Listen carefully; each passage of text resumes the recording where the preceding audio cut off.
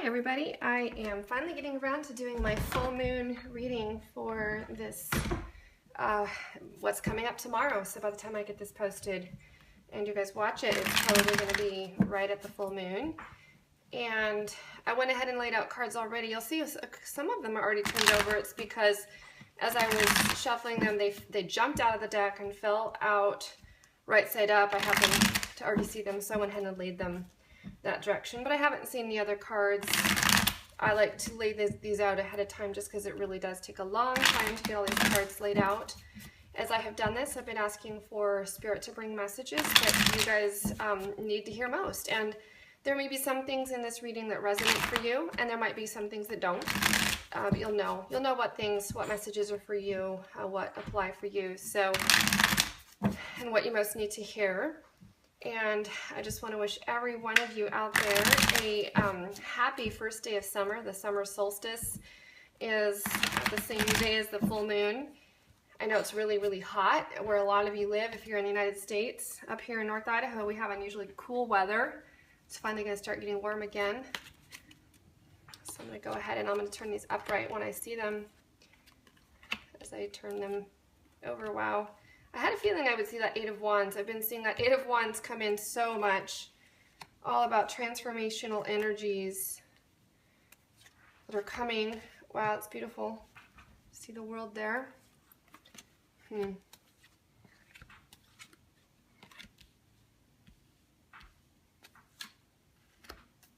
Decisions, of course. Okay. So just do ask a call upon Archangel Michael to come in right now and to clear all the negative energies and to the white light, just put it around us to protect us, and also to have my guides bring messages clearly through to me that need to be given at this time. Thank you. Beautiful.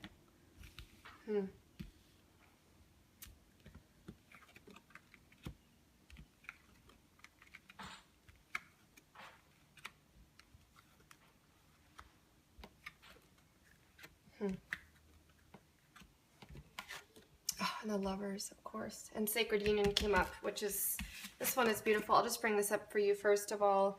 This card here is the one and only card I have in any of my decks that I feel is the most complete, perfect representation of a twin flame or divine partnership relationship. And I know that all of my listeners who are listening are in some way drawn to my channel because they're in a type of relationship that's either twin flame or sacred union. And so it came up right there for this full moon. So it's really it's kind of front and center. It's really what this time is all about. And I see the sun here is upside down. And this is the energy. This card is between the masculine and the feminine energies here. And the right-hand side is masculine and the left-hand side is feminine. So whether you're in a same-sex partnership or not, one of you carries the core masculine essence and one the core feminine. As you know, however, it's all about bringing balance into our, for each of us in ourselves. And that's really what union is about. Sacred union takes place not only in an external way, but also internally. So we're already connected with our twin, but we also have sacred union and balance to bring about within our own selves, with our own self-love. And we get that message in the Lovers as well. So we had the Lovers crowning the deck, sacred union at the base. And the Lovers card is also about that balance. Not only does this card represent, in this sense with this reading for sure, it represents the lovers that, that we're all focused on in an external sense, but it also is about our internal love for ourselves and bringing balance to that with the masculine, the divine masculine and feminine within each of us. The feminine, really, in addition to embodying her complete divine feminine essence and the goddess within, which most of my viewers are of the feminine aspect, we also need to bring in about balance of the masculine. And I actually kind of am feeling that with this King of Swords here. For me, the King of Swords really often comes up as my twin's higher self. And I don't really, it's been for some time since that really came forward to me one time in a specific reading when I was doing a reading about channeling my twin's higher self, and this card came up. And then ever since then, it's represented that for me. And so, especially in this deck of cards where there's butterflies flying around his head and he's in the clouds and he's, you know, communication and spirit. And so I really feel that the King of Swords in this spread, that's what it's going to represent. But I'm kind of jumping around. I apologize. So let me start here where I usually do, with the Divine Feminine and the two Energy Oracle cards that we have in the center. They're both in the upright position, which is interesting. The fourth chakra, Archangel Raphael, really makes a lot of sense for me personally, because I've been doing a lot of energy work and a lot of clearing and healing, and then also connecting to my twin and feeling that connection so strongly in my fourth chakra. And also it's, you know, in really all of my chakras, all the way down to, especially into my from my fourth down to my third and second. Also, I feel a strong connection when I'm tuning in, kind of a, you know, kind of a kundalini energy. And that it's in the upright position just talks about the fact that we really are healing. We're working well with our energy. The Divine Feminine is, you know, doing that, and it's having an effect. If it were upside down, you know, that would show that there's some blockages there. But we've really been working on it. And I also always take a look at what cards it mirrors in the other deck. And so this fourth chakra, Archangel Raphael, is mirroring the broken heart chakra of our twin.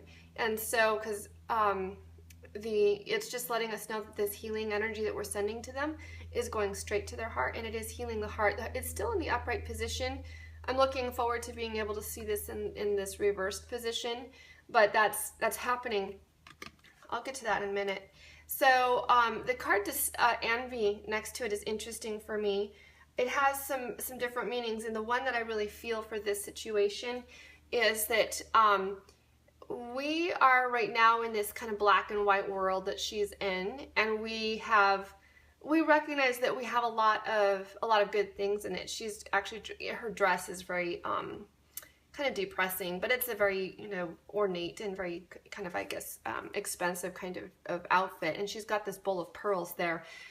But she's looking out her window and she sees a golden world beyond.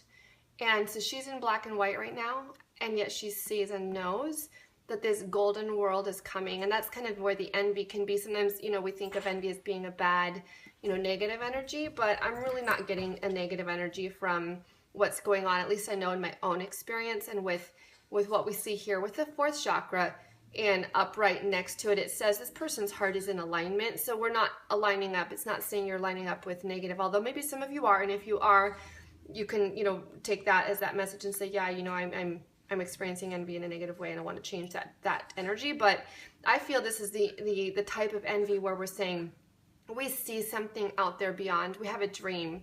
It's a very golden dream. We know that it's possible and that it's coming. The fact that we have the sun up here in reverse is kind of like an indication that it's on its way, but it still isn't fully there yet. When we see the sun in the upright position, that's when we, you know, like it's happened, and you know, we're in you know, farther along in our journey where we're maybe beginning to experience physical union as well.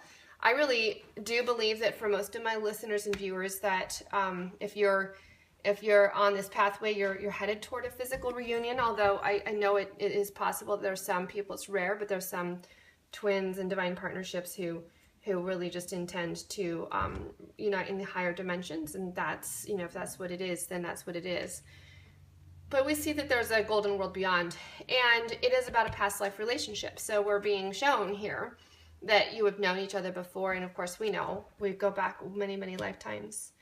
The base energies for the feminine right now are that she's in a position of truly embodying the Queen of Cups, making an offer of her love and her emotion, and being really real. I see this as also kind of like, it's being vulnerable. I've, you know, been led lately to be vulnerable and to not hold back, even though, you know, like the inner wounded child in me is afraid, you know, because I don't want to be rejected or feel rejected, even though I know it's not really rejection. It's just, it is on a physical sense, but it's not, you know, it's not happening on a spiritual sense. But it's beautiful because she's all blue and watery and emotional here, and psychic also, but she's surrounded with this wand. So she has the Ace of Wands on one side and the Eight of Wands on the other, which is fantastic. It just shows her so much energy to support her right now.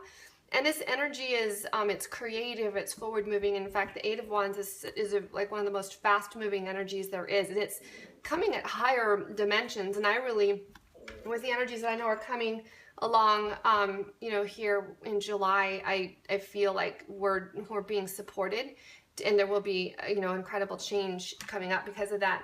And aces are about new beginnings. So she's at a point where she's experienced a new beginning. And I know we've done this cycle, this Phoenix cycle. Sorry, my puppy's making a lot of noise in here.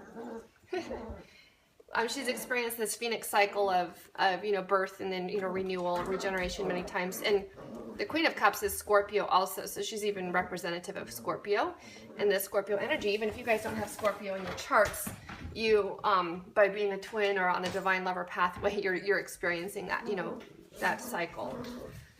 So right next to this is interesting. We have the Eight of Wands giving us, you know, renewed energy from, you know, on high and above us, and even indicate air travel. It can indicate, you know, hitting you and coming out of nowhere. But we are being told to be assertive. And so if you have, you know, fears that are holding you back toward your sacred union, and this is on the other side of sacred union here, and it says be assertive. And I always advocate for, you know, being sure that whatever you're doing, it's because you're being led to do it. But the, you know, the truth is if we sit back and, you know, like refuse to take any action when we're called to do it, then it's like the old saying says, you know, if you keep doing the same thing over and over and expect to get different results, like, you know, that just doesn't make sense. It's not going to happen. The angel message for us in the center here is innocence. And it just reminds us that we're all innocent, truly, in the eyes of God, and that we're guiltless. So I know a lot of times we experience feelings of shame and guilt, and I feel like especially the divine masculine are suffering from this because they are often in a state of less aware. And I also get that's what this deception is about. And so it's interesting to see these side by side, and with the broken heart over here, the divine masculine is wearing the false mask in this relationship when he is not allowing his real self to be shown. Now, this may not apply for all of you, you know, but I think in the cases of many of us who were still experiencing separation because they're still wearing the false mask. They're really afraid, and they have fear of taking it off because they don't know they're innocent. They have this broken heart over here that's told them, you know, you're not worthy, you're not, you know, it's all the energies, the dark energies of this earth that have oh, she's just tearing a tag, sorry, my dog. These dark energies of earth are weighing heavily on him. And, you know, they've weighed heavily on the feminine as well, but most of us who have been on this path for a while, we've been rising above it. We've been clearing and releasing and clearing and releasing so much of it that we're far more aware of the progress we've made than they have.